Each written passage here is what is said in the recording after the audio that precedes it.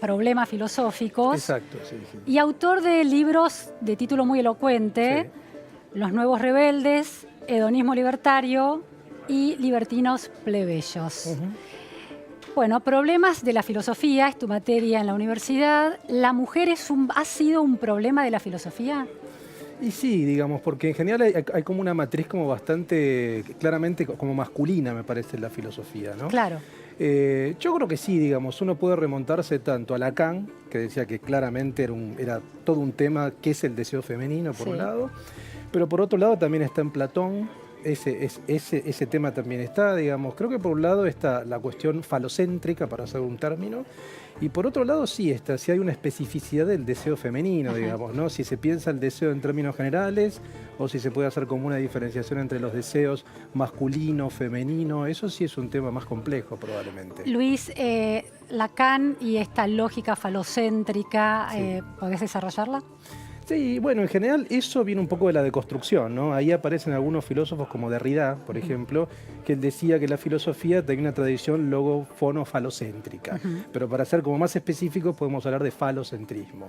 ¿Qué es eso básicamente? Que la filosofía tiene una tradición como más como masculinista, por así decirlo. ¿Porque fue ejercida por hombres, practicada por hombres? Hubo ambos, hubo hombres y mujeres. Pero los que estudiamos en el colegio son todos varones. En verdad, claro, eso, muy impresionante, eso es lo que sucede, digamos, ¿no? Uno hace historia de filosofía y piensa Sócrates, Platón, Aristóteles, Santo Tomás, San Agustín, Kant, Hegel, son todos hombres, la mayoría hasta el siglo XX, donde aparece Hannah Arendt, por ejemplo, algunas pocas filósofas políticas, morales. Pero hubo, digamos, tanto en la antigüedad como en, digamos, ¿tenés nombres como en otros presentes? Momentos. Bueno, como el caso de Hipatia de Alejandría, que era muy interesante, como algunas cínicas. ¿Qué planteaba Hipatia de Alejandría? Y en general todas tenían una posición bastante libertaria, digo, ¿no? O sea, afirmaban la cuestión como del autodominio, ¿no? Como los estoicos, por ejemplo, que siempre hablaban como del autogobierno. Estaban un poco en línea con lo que pensaban esos filósofos, ¿no? Esos eran los problemas que se planteaban. No se planteaban problemas acerca de la condición femenina todavía. Ahí, digamos, como no tanto, ¿no? Creo que estaban en línea con los hombres. Sí. Eso me parece que vino un poco después. Bien. ¿Y las cínicas, cuál era su idea? Y las cínicas también estaban como bastante alineadas con los cínicos, ¿no? O sea, con, no sé, con Crates o con otros filósofos cínicos de la época, eran muy críticos de toda forma de poder. O sea, en general lo que criticaban los cínicos eran las estructuras de poder. Claro. Hoy si uno tiene que pensarlo, serían como anarquistas, ¿no? Si uno intenta ponerles como una etiqueta, entrarían un poco en ese sentido. Ahora, uno puede distinguir, puede pensar la filosofía y los hombres y las mujeres, bueno, por las figuras que construyeron el pensamiento filosófico y también cuando lo femenino se vuelve un asunto de la filosofía. Es decir, ¿hay un momento histórico en el que se vuelve un asunto? Quizá, digamos, hay cierto momento donde el tema del deseo aparece como con cierta forma un poco más clara. Hegel, por ejemplo, ya piensa el tema del deseo, pero en términos ¿Qué piensa generales, Hegel? A ver. ¿no? Sí, bueno, como una voluntad. En general ahí se piensa el deseo como una forma de la voluntad, que es algo que toma Nietzsche. Y no, porque hay como ciertos elementos que son irracionales, que tienen que ver con la pulsión de vida.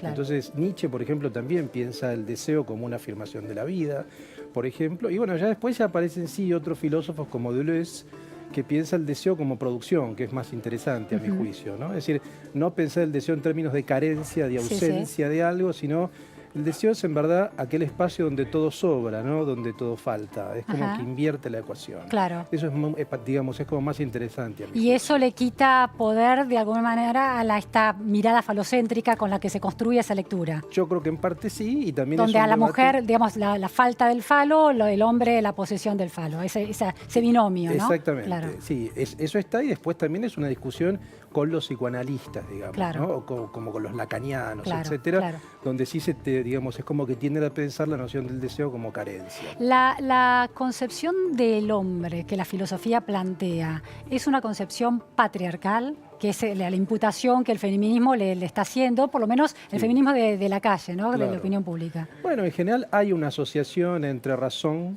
con frialdad, masculinidad, cálculo. Eso viene desde la antigüedad, eso viene de Aristóteles, te diría, ¿no? Y hay otros valores que tienen que ver con la afectividad, con la afección, la sensibilidad, que tiene que ver con, digamos, como con lo femenino, entre comillas. Hay como una asociación como casi excluyente. Ya desde la antigüedad estás hablando. Sí, eso está en la antigüedad. Decías que Platón había pensado a la mujer. ¿En qué sentido? Bueno, digamos, en principio que cuando uno lee tanto los textos platónicos como de otros autores, no hay mujeres que ejerzan como la condición filosófica.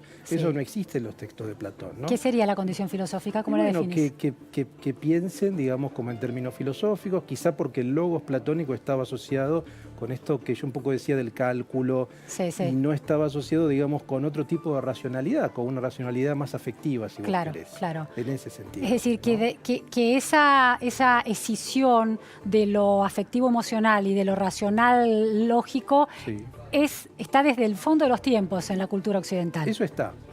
Eso cuando uno ve en Grecia está planteado así. ¿Cuándo? Quizá, digamos, porque es una cultura guerrera. También hay que pensar que Grecia, digamos, tenía como ciertos valores en ese sentido que afirmaban una condición guerrera, masculina, y se pensaba la mujer en otro lugar. Como la distribución del trabajo. El hombre va a la guerra, la mujer cuida a los hijos. Exacto. Bien. La cuestión es el huevo o la gallina. ¿Quién nació primero? Si una sociedad que se organizó distribuyendo roles biológicos o una filosofía que de alguna manera imprimió ese carácter, ¿no? ¿Cómo se da ese...? Sí, es que me parece que hay algo de cada cosa, ¿no? Es como que no sé si hay algo que nació primero. Creo que cultura como naturaleza están bastante conectadas en algún punto, ¿no? Ese es el tema de las posiciones, me parece a mí, que son excesivamente pro como ciencia y las posiciones que son pro cultura al extremo, ¿no? Yo creo que hay elementos de los dos lugares. Hay ciertos ingredientes que indudablemente tienen que ver con la biología y otros que son muy importantes en cuanto a la cultura. Me parece que hay digamos, como de ambos, ¿no? Eso sería, estás planteando un cuestionamiento o una mirada a un cierto feminismo que atribuye toda la distribución de los roles en función de una lógica patriarcal cultural, nada más. Por ejemplo, puede ser, digamos. Lo biológico juega un rol también, según tu mirada. Quizá, digamos, yo en verdad estoy más afiliado, si digamos que es por mi formación, más a otros pensadores como Foucault, como Deleuze, que son los que yo trabajo, básicamente, que están más cercanos a una posición como más pro cultura, entre comillas, si vos querés. Pero creo que indudablemente hay ciertos factores que tienen que ver con la biología. Ahora, ¿eso implica como un condicionamiento en cuáles son las facultades masculinas o femeninas? No, creo que no necesariamente. Claro, la cultura ha sido muy productiva para borrar los condicionamientos biológicos, de manera que podríamos borrar también el patriarcado. Es posible, pero lo que pasa es que estamos hablando de algo de siglos, ¿no? O sea, es una tradición que tiene siglos. Foucault, que es el gran pensador sobre el tema de la normalización, de cómo hay dispositivos sociales, la ciencia, la educación, que nos hace a todos, intenta hacernos a uno parecidos a los otros. ¿Cómo interviene ahí la identidad del varón y de la mujer, de lo masculino y de lo femenino? Bueno, ¿cómo se puede pensar eso? Ese es un tema como bastante interesante. Bueno, sí, ahí hay, digamos, un tema que es tanto la identidad y el género, ¿no? Identidad, hay como dos ejes para pensar. Uno puede pensar qué es la identidad en sí mismo y qué es el género en tanto identidad sexual, por así decirlo. Foucault en verdad sí decía que había ciertos dispositivos, algunos que eran disciplinarios, por ejemplo como la prisión, pero también se podría pensar que otros esquemas como la escuela, por ejemplo, tienen cierta impresión de la disciplina. Es decir, hay cuerpos que son como normalizados, que son disciplinados, hay como cierto ritmo en los cuerpos, uno debe ir a cierto lugar en tal hora, recreo, clase, está todo como muy armado en ese sentido. Sí, eso creo que tiene que ver con la formación básicamente de toda la sociedad moderna del siglo XVIII, ¿no? Cuando se configura el Estado-Nación, ahí aparece esa Pero se ha normalizado una idea de mujer, es decir, en esa maquinaria social, biopolítica que llama Foucault, se ha normalizado una cierta idea de mujer que es contra la que el feminismo atenta. Creo que es posible, ¿no? Sí, digamos. ¿No lo percibís como filósofo que hay una normalización? No, creo que sí, pero creo que también pasa para los hombres eso, ¿no? A ver, qué interesante eso. Creo que es una normalización, digamos, que se da en varios ámbitos, ¿no? Y que por otra parte no sé si el concepto de normalización necesariamente es un concepto peyorativo. Porque a veces es cierto que Foucault se dice, bueno, es el filósofo que critica la normalización. No sé si es tan así como que la describe. La explica. Como que la describe. Me parece que Foucault es más un filósofo que es como un gran mapa que hace como grandes ejes sobre la normalización disciplinaria, la seguridad. Ahí entra la mujer, por supuesto, entra el hombre, entran como muchas prácticas sociales. Pero Foucault es un filósofo complejo porque nunca termina de bajar línea en muchos aspectos. Ajá. Él hace grandes descripciones. Sí, explica una maquinaria, el funcionamiento de una maquinaria. Cómo funciona esa máquina. Y en esa máquina creo que indudablemente sí hay una formación de un tipo de subjetividad femenina. Probablemente exista ese como un tipo de subjetividad que tiene ciertas normas y que tiene ciertos como mandatos sociales en ese aspecto, y sí. ¿Y cómo es el tipo de subjetividad masculina normalizada y construida por esta maquinaria social y el lugar que el deseo tiene? Y creo que por ahí tomo un poco lo que decías sobre la antigüedad, creo que tiene que ver con lo otro, ¿no? Es una subjetividad masculina que tiene que ver con lo activo, con lo racional, con el mando, con la cuestión del gobierno, ¿no? Eso era muy interesante cómo lo pensaban los estoicos en la antigüedad, ¿no? Por ejemplo, es como Séneca, etcétera, que decía que solamente uno podía ser alguien que gobierna un pueblo si se autogobernaba. Eso requería que uno domine sus pasiones, sus deseos. Y ahí está el tema del deseo, por ejemplo, ¿no? Nadie puede ser un muy buen gobernante, decía Séneca, como Marco Aurelio y otros, si no gobierna sus pasiones. Algo así como si es víctima de las pasiones. Como la institucionalización, ¿no?, de las hormonas. Y sí, algo así sería, digamos, ¿no? Y sí, porque indudablemente cuando uno habla de instituciones parece algo abstracto, son como normas o son como edificios vacíos. Pero las instituciones funcionan en función de los hombres. Y los hombres están habitados por pulsiones. De las personas, decimos. Los hombres en el sentido genérico. De las personas. Hay que aclarar en esta conversación. Exactamente, de las personas. Entonces, yo tiendo a pensar, como pensaba Foucault, que no hay estados, sino estatalizaciones, no hay instituciones, sino formaciones institucionales, hay prácticas. Sí. Porque si no pensamos con universales. Sí. Y si uno habla del Estado, bueno, depende, hay muchos estados. Si uno habla de instituciones, depende qué tipo de instituciones, cómo funcionan. Y el que las hace funcionar es una mujer o un hombre. Y esa mujer y hombre están habitados por deseo, indudablemente. En esta institucionalización del deseo tanto del hombre como de la mujer, ¿qué costos paga? La mujer están claros los costos que paga, ¿no? Femicidios, brecha de salarios, enorme cantidad de exclusiones que se han sostenido históricamente. ¿Qué costo pagan los hombres? ¿Sobre qué? Sobre el tema de la a partir de, bueno, hay una una edición de su rol en la sociedad que deja fuera, hay costos que se pagan. No son simplemente los empoderados y los dueños de un poder exitoso y potente, sino también son víctimas también de esa estructura. ¿Cuáles son? Yo creo que los costos que se pagan pasan, digamos, por otra idea. Tomo algunas ideas de Deleuze, por ejemplo, que hablaba que hay que pensar más el tema de la afectividad.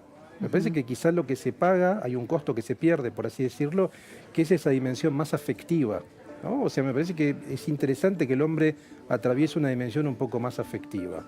Probablemente es algo que ahora se está descubriendo, ¿no? Cuando algunas personas hablan de hay que deconstruirse, hay que deconstruir la figura del hombre, que es un concepto de Derrida, digamos, ¿no? Bueno, sí, la deconstrucción, claro. Parte de esa deconstrucción pase, quizá, digo, por una dimensión más afectiva, por la sensibilidad, digamos, ¿no? Y eso va a implicar como otro esquema de organización en clave masculina. Estuvo hace unos minutos, antes que te entrevistara a vos, Luis, la socióloga Eleonor Faur, que estuvo muy en contacto con los adolescentes del Colegio Nacional de Buenos Aires y Pellegrini, por el tema de acosos, abusos, scratches, un ejercicio nuevo del feminismo y el tema del consentimiento como central en esa, bueno, las primeras experiencias afectivas, amorosas y sexuales de los adolescentes, hay otras reglas de juego. Hay todo un debate acerca de si el consentimiento puede atravesar transversalmente todas las instancias y los hitos y los segundos en que el deseo se despliega en la escena sexual. ¿Cómo lo ve la filosofía? ¿El deseo puede ser consentido, racionalizado y negociado? Yo creo que digamos que es una cuestión de grados, me parece, en ese sentido. Por ejemplo, yo leí hace poco una nota, creo que de Suecia, donde hay una app que dice que, bueno, si uno quiere tener sexo con tal persona, tiene que dar su consentimiento a través de la app vía virtual, por ejemplo, ¿no? Es decir, me parece que hay extremos. Eso quizás es un extremo, digo. Por supuesto que el consentimiento tiene que estar. Ahora es verdad, digo, que deseo y razón no se llevan bien. O sea, hay un componente del deseo que es absolutamente pulsional. Uno no es que puede tomar las decisiones como de un modo frío cuando piensa en ese sentido. Entonces, me parece que hay un problema, ¿no? Ese es un problema. O sea, sin ir al extremo básicamente de un escribano público para tener sexo con alguien, por supuesto que hay que dar el consentimiento, pero me parece que el tema del deseo es un tema complicado. A veces yo noto que cierto feminismo, no todo, digamos, ¿no? Tiene una visión como bastante normativa, ¿no? En ese sentido. ¿Qué cosas se pueden hacer y qué cosas no? Sí. ¿No? Ahí es donde yo me distancio, me parece, de la posición, porque me parece que tener una visión tan en clave como normativizante le resta todo el aspecto libertario de la sexualidad, si vos querés, incluso de la emancipación femenina, como otras emancipaciones que tenía una búsqueda libertaria. Claro. Entonces, ahí me parece que hay un conflicto, ¿no?, entre la normatividad y el aspecto libertario, el feminismo, que estoy a favor de eso. Sí, sí. Me parece que hay un conflicto ahí, que me parece que hay posiciones que lo están discutiendo, ¿no? Claro, que quizás es un conflicto, pero que cierta mirada lo está tratando de resolver por una especie de consenso demasiado simple, ¿no? No es tan sencilla la como cosa. Demasiado pautado. Sin duda el consentimiento inicial sí quiero, eso está clarísimo. No es ese el punto. No. El punto es en el transcurrir luego, ¿no? Claro, a partir de ahí qué sucede, ¿no? Sin duda, digamos, porque aparte, digamos, uno está atravesado, insisto, por pulsiones o por pasiones, y uno puede decir a veces, bueno, sí, pero ahora no. Digo, uno puede pasar del sí al no en ciertas situaciones. Claro. No es que siempre sí y siempre no. Y la comunicabilidad de eso no es tan sencilla, no es tan clara. No es sencillo, porque a veces es una comunicación con gestos. No es una palabra, a veces es un gesto. Uno sabe que con un gesto está habilitado para hacer cierta cosa. Entonces me parece que ahí hay un problema, que es llevar esta discusión a un eje más como normativo. Y me parece que hay un aspecto que no es tan normativo, o nada normativo, hasta te diría. Claro, claro. Simplemente, a ver, uno camina por la calle y ve gente que le gusta y gente que no. O sea, hay algo que pasa por el devenir. Y hay algo que va por ahí, me parece. Claro. ¿No? Es interesante que se explicite, pero no alcanza con esa explicitación. Y creo que no a veces. Claro. Bueno, muchísimas gracias, Luis, realmente. Nos vamos ahora a un corte en Más Info, segunda edición, y enseguida volvemos por La Nación Más.